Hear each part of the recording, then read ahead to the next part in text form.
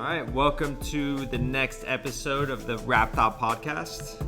And today we're going to be talking about Frank Ocean. Yeah, we threw this album on just because over the years I've always heard about how it's, I don't know if I would say an essential album, but it's, some people are, it sounds like it's a classic. It's an album that you should hear. When we went, one of the last times we went to the last record store, they had it on, essential albums for $9.99 or something like that. I was like, oh, Frank Ocean's there. I've been hearing a lot about this album. It's time to hear it and listen to it. Yeah, I've always heard about it. I mean, before we get into it,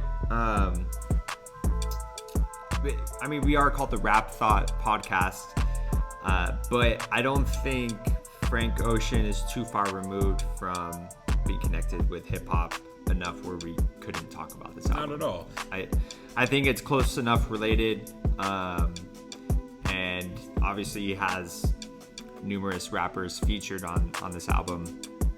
So I think it definitely fits into the vein of what we're doing with the Rap Thought Podcast. Definitely. I mean, and even still we can rebel, do whatever we want. Right. Yeah, but absolutely. But it's just but I mean, it was just such a deep curiosity for this album that without doing this podcast, I don't know if I would have. It's always been on my mind, but this has now forced me to listen to it. So it's interesting because I think I'm in the exact same boat as you, where I've always heard about people talking about this album. I've always heard people loving this album. It's gotten a lot of praise from everyone, not even hip hop fans or R&B fans. Like everyone loves this album. But I was never curious enough to actually listen. I was just like, okay, that's cool.